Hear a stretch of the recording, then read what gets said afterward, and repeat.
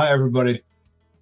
Excited today to share with you a project that we've been working on called ADAS Studio. If you go to the 7-Step website, on the top, you'll see some links. You click on Studio, it will bring you to 7-Step ADAS Studio. The studio is being utilized for educational purposes, and today we're going to talk all about how much 1 degree really matters. This free resource is available for you to use at our website, 7stepadas.com. I'm not going to go into the specifics of what everything does, as most of it will be self-explanatory as you see me showcase its features throughout this tutorial. The ADAS car is the image that is available online that is most synonymous with ADAS features. This image lets you know park assist, cross traffic alert, traffic sign recognition, adaptive cruise, surround, blind spot, rear collision, and rear parking assistance. It helps you visualize what they look like on a vehicle. I'm going to turn this off to show you just how important 1 degree is. I'm going to set up my workspace now, and we'll continue as soon as I'm done.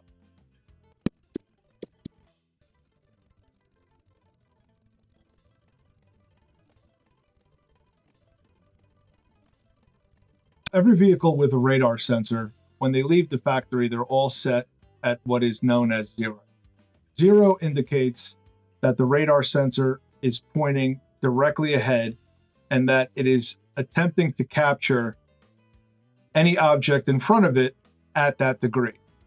Here you see a vehicle placed approximately 60 feet away. All of these measurements here are designed to show you that every lane is 12 feet. Every dash is 10 feet, and the space between them is 30 feet. We tried to make this as accurate as possible so you can visualize the actual differences.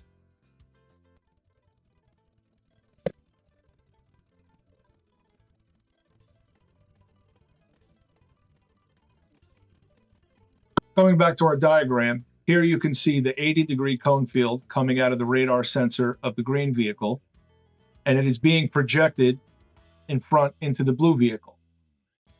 Proper calibration would have it pointing directly to the rear of that vehicle, and the signal that gets sent back to the vehicle indicates where everybody is as it's driving. Now we're going to fast forward a few years from now where somebody hit your front bumper and you had to bring it to a body shop where they had to remove it and fix it, or maybe remove it and replace it, and you have your radar sensor and they put it back and they did not calibrate it. We're going to assume for this exercise that they're going to be off by 3 degrees. Showing you visually what 3 degrees means, that's exactly what it looks like. Now, instead of being pointed to the center mass and telling our vehicle that this is where the next object is, we're being pointed to the right side tail light. You may be wondering why this is such a huge deal. First of all, the signal that is getting sent back is now being distorted. The vehicle knows that there's an object, but it doesn't know exactly where it is. It just knows it's in this peripheral range. If it has not been calibrated, it's assuming that this is the new normal. And if we all drove on straight roads, this probably would not be a huge issue. But the issue starts to come in when you're on 2, 3, 4, or 5 lane highways, and these roads have sweeping turns. We have seen instances where miscalibrated or uncalibrated vehicles will interpret a vehicle to its right as a vehicle in front of it. And that's all going to depend on how far the calibration is off. Because the further away you get from center, the closer this starts to becoming a reality. And in this instance, what will happen is you will start to have ghost activations around turns on highways, 2, 3, 4 lane highways where there are vehicles next to you. In really bad scenarios, maybe an oncoming vehicle, if the angle is opposite, can cause brake activations.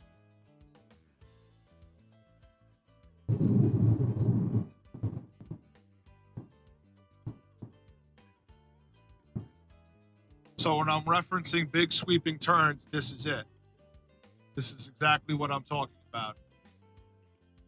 In every instance where I had an uncalibrated front radar on this turn with a vehicle next to me, it would act as if that vehicle was in front of me and I was about to collide with it.